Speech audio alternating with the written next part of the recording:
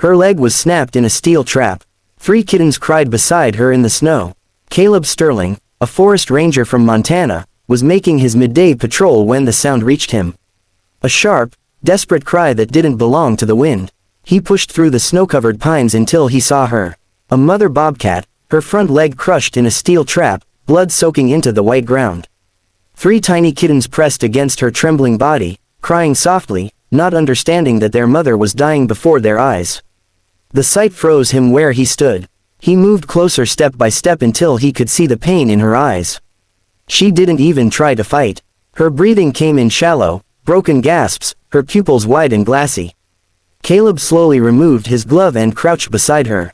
"Easy," he whispered, his voice barely louder than the falling snow. The bobcat's gaze meant his. No rage, no defiance, just exhaustion and silent pleading. He knelt beside her, heart pounding, and with trembling hands forced open the trap.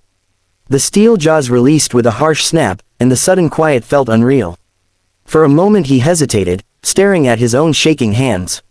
He was trained to protect wildlife, not to interfere like this. What if she bit him? What if she didn't survive? Maybe he should call it in. Let nature take its course. But then one of the kittens let out a thin, broken cry, the kind of sound that shatters distance. Caleb looked at them, small and desperate, pressed against their bleeding mother. That sound made the choice for him. He tore off his scarf and wrapped it around her leg, trying to stop the bleeding. Her body was limp, almost weightless when he slid his arms beneath her. She didn't resist, didn't even flinch. Her snort's head hung near his shoulder, warm breath barely brushing his neck. When he turned toward the forest path, he heard the faint crunch of snow behind him. The kittens were following, stumbling, sinking with every step, but refusing to be left behind.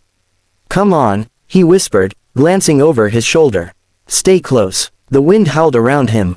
Snow stung his eyes, and every step burned with effort. But he didn't stop. With each stride, he felt her weak heartbeat against his back. Fragile but alive. Hours later, as the light dimmed, a lone figure crossed the open valley. A man carrying a wounded mother bobcat on his shoulders. 3 tiny shapes trailing behind him through the endless white. He didn't know it yet, but this rescue would change more than just their lives. It would change his own. Snow clung to his coat as Caleb pushed open the creaking door of his cabin at the foot of the mountain. The wind howled behind him, then faded as he shut it tight. Inside, the air was still cold wood, smoke, and silence. He laid the wounded bobcat on an old wool blanket near the stone fireplace and carefully set the 3 kittens beside her. They pressed against her, crying softly, not understanding why she didn't move. Her leg was still bleeding. The scarf around it soaked dark. Caleb grabbed his medical kit from the shelf, his hands trembling from the cold. He cleaned the wound with warm water, wincing as she let out a faint broken sound. "It's okay," he whispered, tightening the cloth again, wrapping it higher, making sure the bleeding stopped. When he finished, he covered her with another blanket and sat back, watching her shallow breaths. He stirred the fire until it caught, orange light filling the small room. Then he poured milk into a tin lid and knelt beside the kittens. They were so small their eyes barely opened. He dipped a finger into the milk and touched it to the smallest one's mouth. A kitten licked, unsure, then drank. The others followed, one by one, their tiny tongues flicking with weak, desperate hunger. The mother's breathing slowed but steadied. Her eyes fluttered open, unfocused at first, then calm. She didn't bare her teeth or pull away. For the first time, she looked at him not as an enemy, but as something she could survive beside. He stayed by the fire, feeding the kittens again, checking the bandage on her leg. The smell of burning wood mixed with the faint scent of blood, but the air was alive now, filled with quiet movement, tiny sounds, and the rhythm of life. Hours passed. Outside, the storm raged, but inside there was only the soft crackle of fire and the kittens breathing. Caleb didn't sleep. Every time he closed his eyes, he thought of that field of snow. In the moment she stopped fighting, letting him help. When dawn finally broke, light crept through the frosted window. One of the kittens crawled toward its mother, pressing its head into her fur. Slowly, painfully, she lifted her head and let out a weak, rasping breath. The scarf on her leg held firm. The bleeding had stopped. Caleb exhaled and leaned closer to the fire. The snow outside glittered through the window, but in here warmth had returned. Faint, fragile, but real. For the first time in a long while, There was breath in this house that wasn't only his own. Days passed in a quiet rhythm of firelight and snow. The storm outside had softened to a steady hush, and the world beyond the cabin seemed frozen in time. Caleb spent his mornings checking the mother bobcat's leg, changing the bandage by the warmth of the fire. Her breathing had grown stronger, her coat glossier under the flicker of light. She didn't hiss or growl anymore. She only watched him, silent and alert, her eyes following every move he made. The kittens were restless now, tumbling over one another, chasing invisible things across the wooden floor. Their tiny sounds filled the cabin. Squeaks, soft paws, the rustle of life returning. Caleb smiled without realizing it. He had started boiling herbs, making a weak tea to clean her wound, just as he had once done for someone else. The memory cut through him, the smell of medicine, the trembling hands, the helplessness of watching someone fade. Years ago, he had lost his wife to illness. And since then he'd lived in silence. But now looking at this mother fighting to live for her young, he felt the same ache, the same desperate hope not to lose her. He knelt beside her again that evening, steam from the pot curling into the air. "Easy now," he murmured, dabbing the warm mixture against her leg. She flinched once, then stilled. The wound was healing, dark and closed around the edges. He could feel her pulse beneath the fur, steady, stubborn, alive. Behind him, the kittens began to play for the first time, pawing at the edges of his boot in each other's tails. A faint rumble broke the silence, a low, uncertain sound. Caleb turned. The mother had made it, a purr soft and rasping like the faint hum of trust. Later that night, as the fire burned low, she tried to stand. Her legs trembled. She took one step and another before collapsing again. Caleb caught her before she hit the ground, his hands firm but gentle. "You'll make it," he whispered, voice rough with something he hadn't felt in years. She blinked up at him, chest rising and falling fast, but she didn't pull away. He sat with her until the fire died down, until her breathing steadied again. The kittens curled against her belly, sleeping soundly. Outside, snow drifted past the windows like slow-moving ghosts. Inside, the air was warmer than it had been in years. But in Montana, winters have a way of testing the living, and the season was far from over. The days blended into one another, soft mornings, long nights, and the steady rhythm of care. The cabin no longer felt like a shelter for one man, but like a fragile sanctuary, holding 4 lives together. The mother bobcat no longer flinched when Caleb moved near. She ate from his hand now, something he never imagined a wild creature would do. At first, he thought it was desperation, the instinct to survive. But the way she met his gaze told him otherwise. There was recognition in her eyes. Quiet, cautious understanding. The kittens had turned the cabin into their playground. They wrestled near the fire, crawled under furniture, and hissed playfully at his boots as if challenging him for space. Caleb found himself laughing under his breath, shaking his head as one of them climbed onto his leg, tiny claws catching the fabric of his pants. The air that once echoed with silence now carried the sounds of life, small, chaotic, alive. He began calling her Nyra. The name came to him one morning when he saw her standing near the window, the light touching the curve of her ears. She reminded him of the tiny winter birds that survive impossible cold, delicate, quiet, but unbreakable. "Nyra," he said softly. She turned her head at the sound, blinking slowly as if accepting it. Each day she grew stronger. Her limp lessened, her muscles returning under her thickening coat. Caleb would open the cabin door to bring in wood or step outside for air, and Nyra would watch him go. She never ran. She simply stood by the window, her breath fogging the glass, eyes following him until he returned. Sometimes he caught himself talking to her while he worked. Small things, nothing important, about the weather, about the trees buried in snow, about how long winter might last. She would tilt her head, listening as if she somehow understood the weight of the silence he carried. One evening, as dusk settled over the valley, he looked at her and felt something stir. Not joy, not even peace, but something warmer, something human. She was still a wild thing, untamed and fierce, but her presence filled the hollow corners of his world.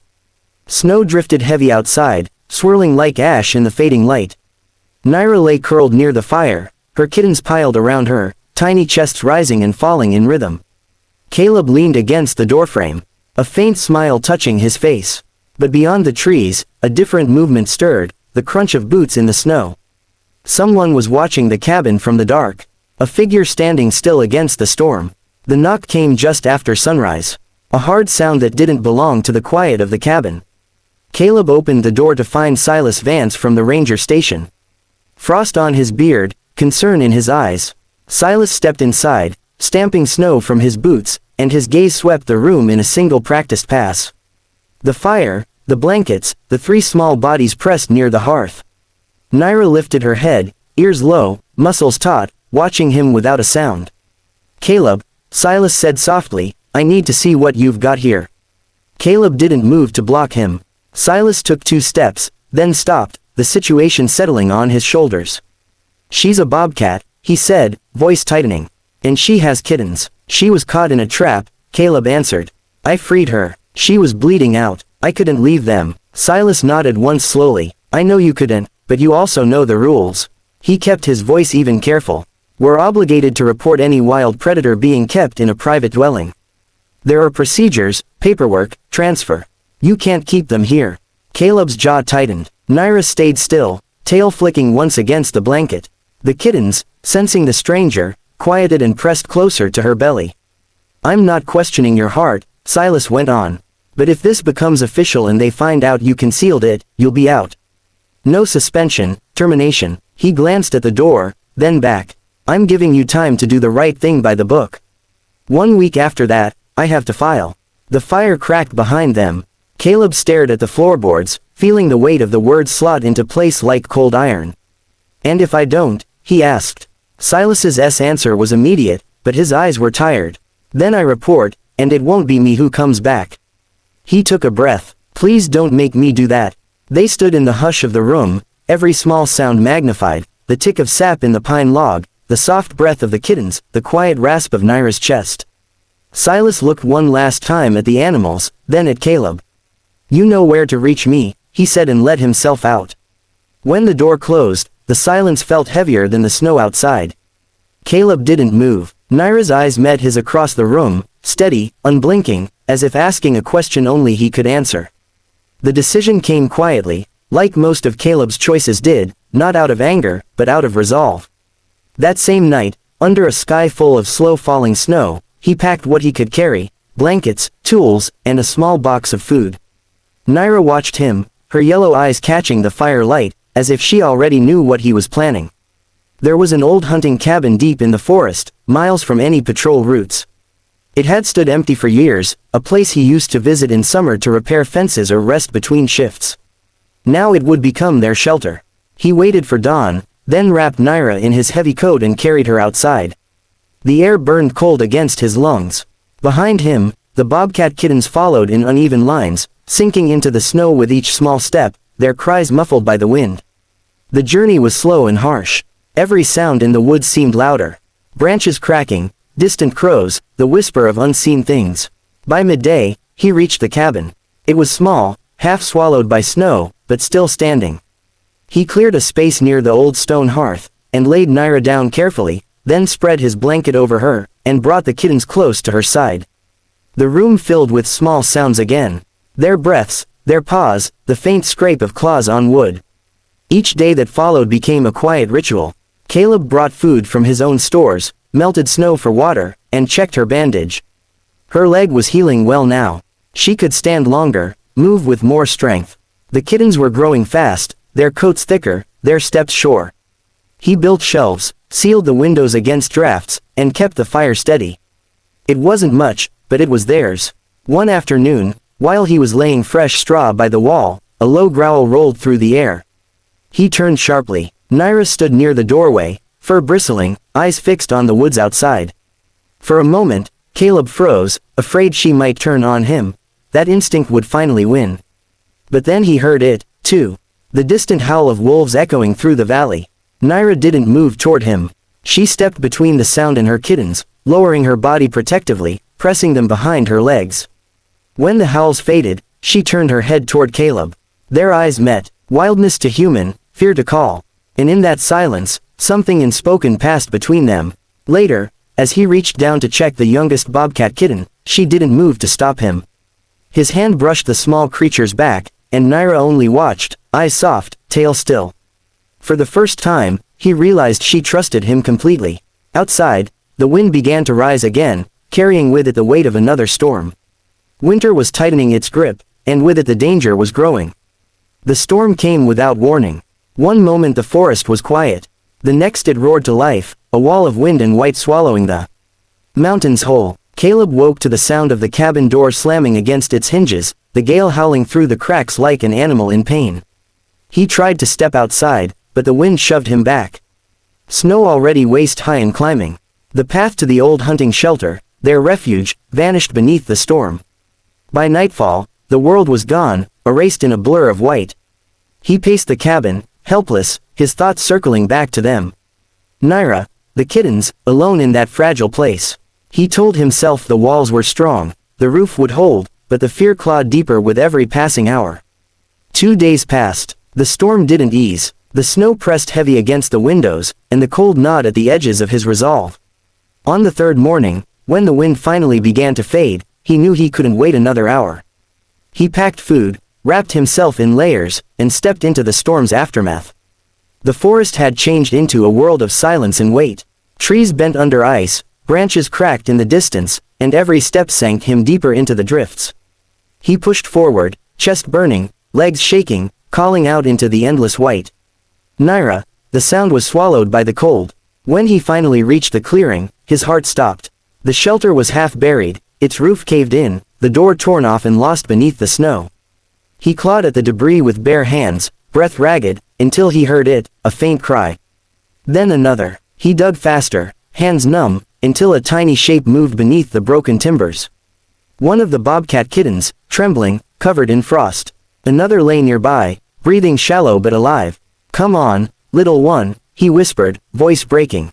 He pulled them close, wrapping them inside his coat, pressing their cold bodies against his chest for warmth. Beneath the shattered wall, he found her. Nyra, barely conscious, her fur matted with snow and ice. She tried to lift her head but couldn't. "It's okay," Caleb whispered, crouching beside her. "I've got you." He gathered her into his arms, feeling the weak rhythm of her heart against his own.